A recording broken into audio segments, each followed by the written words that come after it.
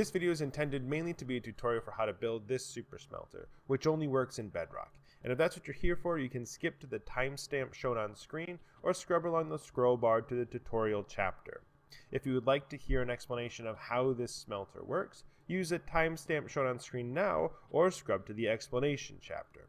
Finally, if you're interested in the story that led to the creation of this super smelter, thank you very much, and just keep watching from here. A little over a year ago, I had the idea for a super smelter design that I had never seen before. I was playing on a server with some friends, this server actually, and I had built a sort of typical super smelter that I usually build. I don't really follow a tutorial, just sort of throw something together each season. This is the remnants over here. I stole the hoppers to make the new super smelter, but this was a system that I used.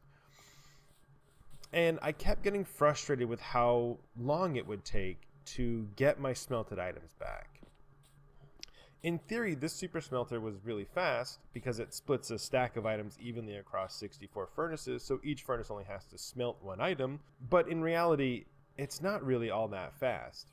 As my frustrations grew, I realized that the issue was the delivery system. The minecart just takes too long to go over 64 different furnaces for it to be really that fast. And that's when I started coming up with different ideas to deliver items to furnaces as fast as possible. I got a bit obsessed with this idea for a week or so and eventually ended up with this design here. I also played around with this idea here where you straddle the boat over two different hoppers, so the path that it has to follow is shorter. And this does work. It is technically a couple of seconds faster. I think it's like 13 or 14 seconds instead of 15 seconds for my main design, but I just don't think it's worth it because everything's so compacted in. It's a lot more difficult to build, it's a lot more finicky, and it takes a lot more hoppers to distribute the fuel. For my system, I'm able to just put a hopper into each one of these and run like a minecart across the top. For this, it becomes this whole big mess here, especially with things like around the corner here where we have to get to this furnace from way out here. It's a real big mess and I really don't like it, but it is technically faster. So if you want to do that, you can do that. You also, because the boat needs to overlap on both sides, you have to move the the slime block out of the way. So this system gets a lot more complex as well, and you have to use grindstones, which is fine, but you have to then move the block down, and it's not as much faster as I would like it to have been, but it is technically faster. And I got pretty obsessed with this idea for a couple weeks. As I was thinking through this idea, I decided that the thing that mattered most for a practical and useful everyday super smelter was how fast it would smelt and return a full stack of a single item. A single furnace takes 10 seconds to smelt an item, so that's the theoretical limit of a super smelter like this. Obviously, you could swap that out for a blast furnace if you want a specialized super smelter, but the fastest blast furnace super smelter would be the same as a fastest regular super smelter, but just with blast furnaces instead of regular furnaces. So I didn't figure it really mattered that much to differentiate between the two. If you could instantly deliver all 64 items directly into the 64 different waiting furnaces and instantly deliver the smelted item to the player, you would have a perfect super smelter that would only take 10 seconds to process your full stack of items. That's obviously not possible, but that's the theoretical fastest possible super smelter. My design, which I'm quite proud of, does this in about 15 seconds, which I think has to be approaching the practical limit for fastest super smelter with the items currently available in Minecraft.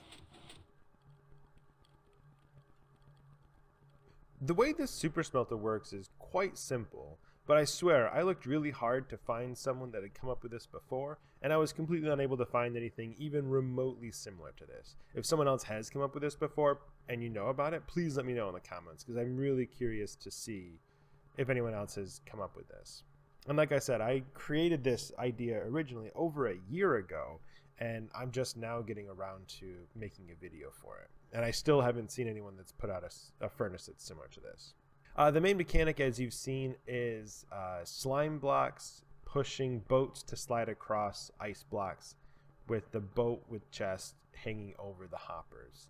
The movement of the boat is really quite fast, and through my testing over the year plus that I've used it, I've never had a scenario where a hopper has been skipped or a hopper has taken more than one item. This mechanic is actually why it doesn't work in Java.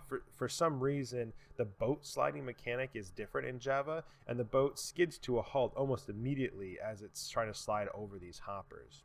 I tried for hours to redesign this in some way to get it to work, but ultimately I wasn't able to come up with anything reliable. So using strings with observers looking at them, we're able to detect when the boat arrives at the new corner and then trigger the piston to push it along in the new direction.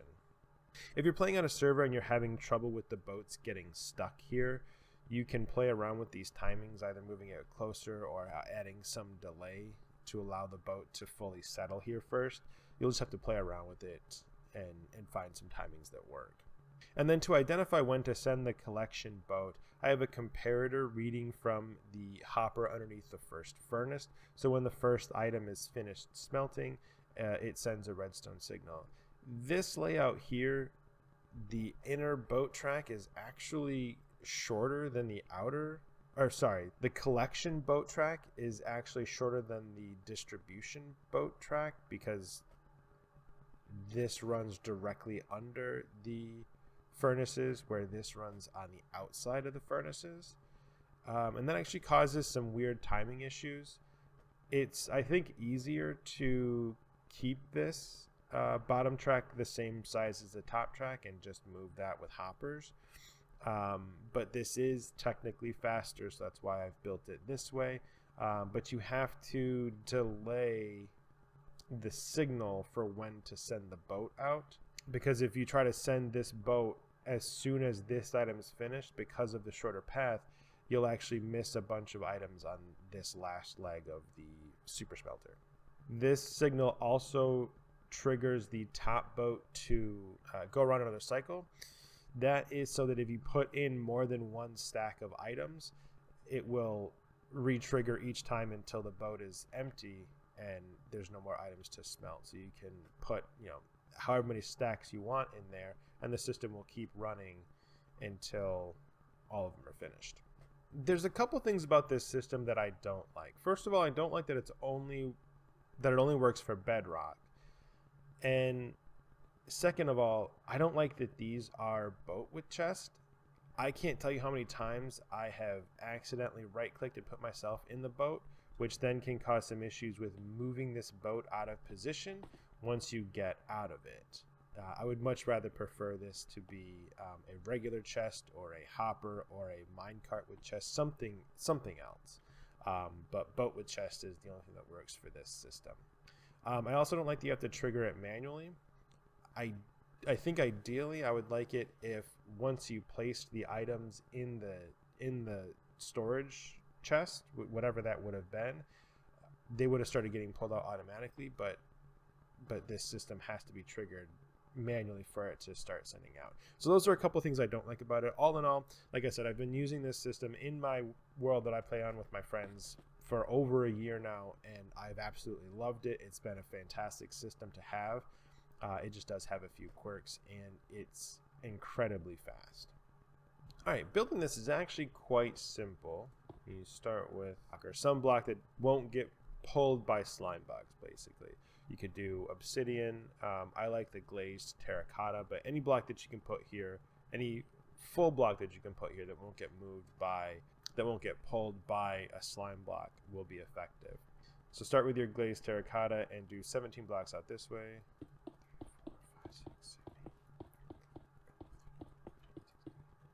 17, and then another terracotta block with the stopper block here, and then out this direction you're going to go 2 blocks, put your sticky piston there and your slime block there. These 2 blocks right here, I guess you can remove this block, it's not necessary, and technically neither is this one, but I still like to have it.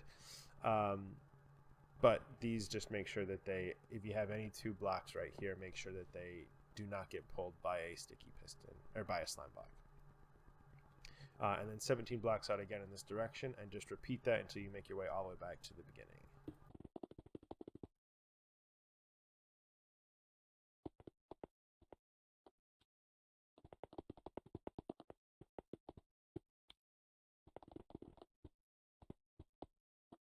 So next up, I like to add the furnaces in.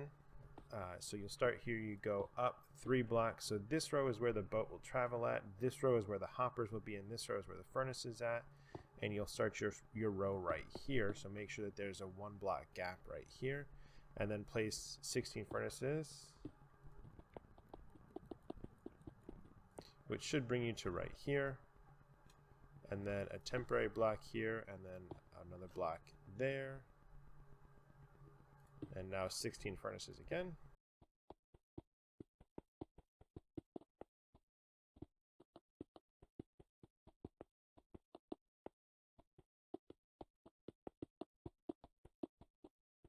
And just double check that it should be 64 furnaces with 16 on each side, and they should line up directly over the ice path on all 4 sides.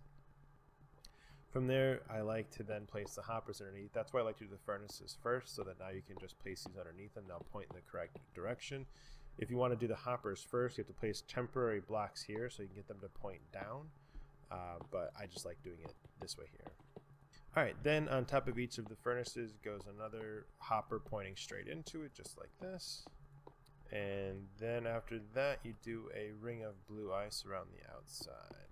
And then each of your corner blocks is going to get replaced with your same glazed terracotta, whatever block you're using for that, with the same stoppers and push pistons in the same direction. Oops. Just like that. Stopper out here, 2 blocks here, sticky piston, slime block. Stopper, 2 blocks, piston, slime block, and finally stopper, 2 blocks, sticky piston, slime block. And that's the core of the whole system set up. So then from here we can start adding the observer mechanism that detects and fires the next piston. For this setup here, I have the string just 1 away from this. You can play with this and play with the timings depending on your connection to the server if you're playing on a server, or your frame rate if you're playing on a single player world. That can impact the timing. So just play with the positioning on these to make sure that that you're getting the desired outcome and it's as quick as you want it to be. So these mechanisms are a little bit specialized. We have a string with an observer looking at it that sends a signal directly to this piston so it fires immediately. But we also have this signal right here with a repeater on it that also powers that same piston. That way this piston isn't getting 1 ticked and spitting out its slime block. So again, I start the system here with a string and an observer, and then connect straight across on top there with the repeater on 1 tick there, and then the rest of this just gets redstone on it. So again, one more time in real time. A piece of string right there with an observer at the top. Oops. Connecting that directly to the top of the piston there. Then this sort of U shape here with a repeater right there, and then redstone on the top of all of these. Okay, and you see that for all 4 of these top ones. The bottom redstone circuit is a little bit different, so I'll show that in just a second.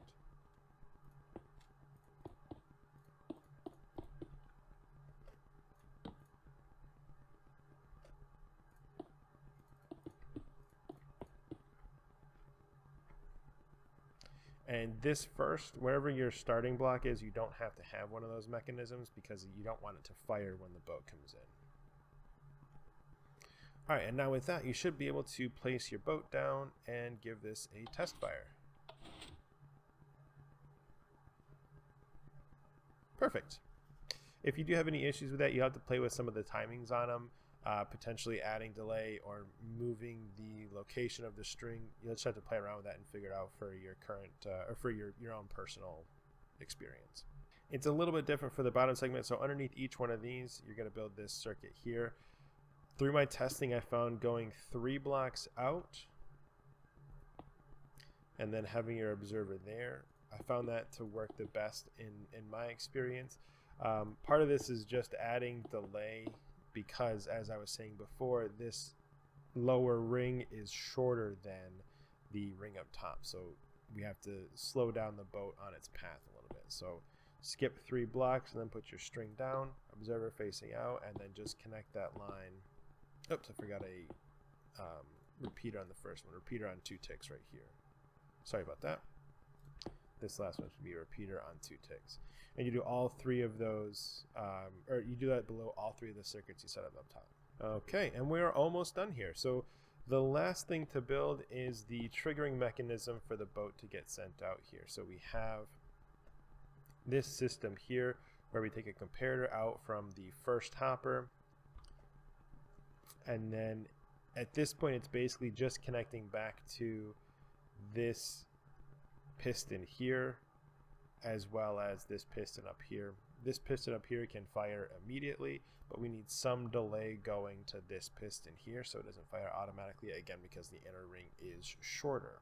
So the exact wiring on this doesn't really make that much of a difference as long as you're getting the desired results.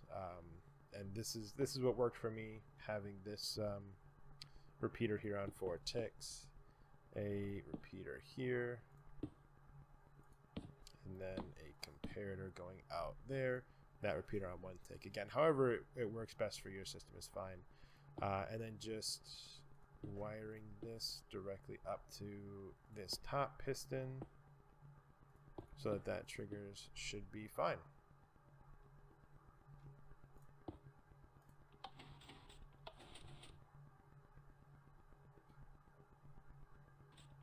Test fire the system, you should see this bottom one fire a little bit slow, but then they should arrive at just about the same time.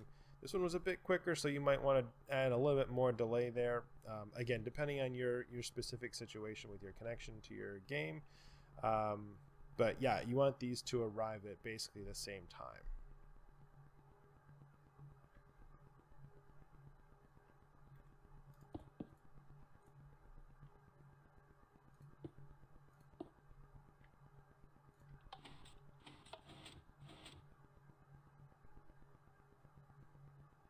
Just like that. So for my current system here, it helped having an extra hopper on 3 ticks here, extra repeater, excuse me, on 3 ticks there. As far as resources to build this, you're going to need 64 furnaces, you'll need 2 stacks of hoppers, you'll need 8 sticky pistons and 8 slime blocks to go on each of the 4 corners on each layer. For your blocks that won't get pulled by a slime block, your glazed terracotta blocks, is what I used. You can use anything that doesn't get pulled by a slime block. You'll need 16 of those. Technically, you don't really need any, but I just prefer to have those in the corners and just keep them there, but they can be removed after you build it. But you'll need 16 of those. I'd say bring a couple stacks of blocks to build your redstone on. You'll need 6 string and 6 observers, 9 redstone repeaters, 1 redstone comparator, and about 36 redstone dust. The redstone comparator you only need 1 of for sure. The repeaters and the redstone dust, I would bring extra of those if you're building this in a specific area, just to make sure that you have enough. If you have to play with timings and stuff, I'd bring extras, but this is what I used in this system here. And then a stone button to trigger the system, and then 2 boats with chests. Doesn't matter what it is, just any 2 boats with chests. And that is a complete system. I would love to hear your experiences with this if you build this in your world, and I'd love to hear your input on what you think of the design. Thanks very much for watching. I really appreciate it. Don't forget to subscribe if you want to see more videos like this, and I'll see you in the next one. Bye.